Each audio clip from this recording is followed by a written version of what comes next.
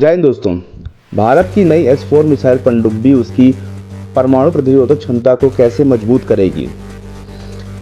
अपनी रक्षा क्षमताओं को मजबूत करने की दिशा में एक बड़े कदम में भारत ने इस सप्ताह विशाखापट्टनम में शिप बिल्डिंग सेंटर में अपनी चौथी परमाणु ऊर्जा संचालित बैलिस्टिक मिसाइल पनडुब्बी लॉन्च की। इस कदम को देश के परमाणु निरोध रणनीति को महत्वपूर्ण बढ़ावा देने और संभावित खतरों से बचने की क्षमता बढ़ाने के रूप में देखा जाता है।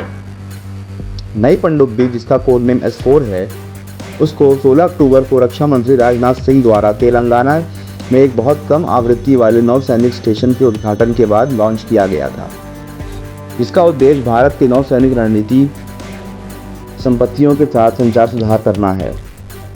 S-4 K-4 बैलिस्टिक मिसाइल से लैस है, जिसकी मारक क्षमता 3500 किलोमीटर है, जो इसे दूर के लक्ष्य पर सटीकता पर हमला करने की अनुमति देती है। S-4 की विशेषताएं। यह पनडुब्बी का प्रक्षेपण 29 अगस्त को दूसरे SSBN INS अरिघाट के चालू होने के तुरंत बाद हुआ। तीसरे SSBN INS अरिदमन के अगले साल चालू होने की उम्मीद है, जिससे भारत की परमाणु क्षमताओं को और बढ़ावा मिलेगा। भारत का पहला SSBN INS अरिहंत पहले से ही चालू है और 750 किलोमीटर की रेंज वाली कम दूरी की 15 परमाणु मिसाइलों को ले जाता है। हालांकि S-4 सहित नई पनडुब्बियां अधिक शक्तिशाली K-4 और K-5 मिसाइलों से लैस होंगी। भारत के SSBN को लंबे समय तक पानी के भीतर रहने की सक्षम होने का फायदा है। उनके संचालन की एकमात्र सीमा चालक दल की थकान, खाद्य आपूर्ति और रखरखाव है। इससे उन्हें गहरे समुद्र में गश्त करने और किसी को पता नहीं चलने की अनुमति मिलती है, जिससे चीन जैसे विरोधियों के खिलाफ एक मजबूत इमारत प्रदान किया जाता है।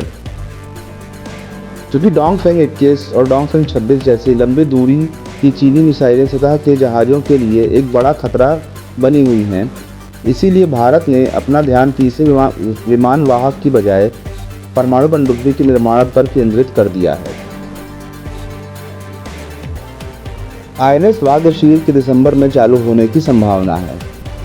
9 अक्टूबर को सुरक्षा पर कैबिनेट समिति ने 2 और परमाणु संचालित हमलावर पनडुब्बी के निर्माण को मंजूरी दे दी, जिसका उद्देश्य भारत के प्रशांत क्षेत्र में भारत की उपस्थिति का विस्तार करना है। भारत 2028 तक एक रूसी अकूला श्रेणी की परमाणु संचालित हमलावर पनडुब्बी को पट्टे पर लेने के लिए भी तैयार है। SSBN के अलावा भारत पारंपरिक डीजल इलेक्ट्रॉनिक पनडुब्बी के विकास में भी प्रगति कर रहा है। कलवरी श्रेणी की छठी पनडुब्बी INS वागशीर के इस साल दिसंबर में चालू होने की उम्मीद है। इसके अलावा हिंद महासागर क्षेत्र में भारत की रक्षा को मजबूत करने के लिए फ्रांसीसी नौसेना समूह के सहयोग से 3 उन्नत डीजल अटैक पनडुब्बी के निर्माण की योजना पर काम चल रहा है, जहां चीनी युद्धपोत तेजी से गश्त कर रहे हैं। जय हिंद दोस्तों, थैंक यू।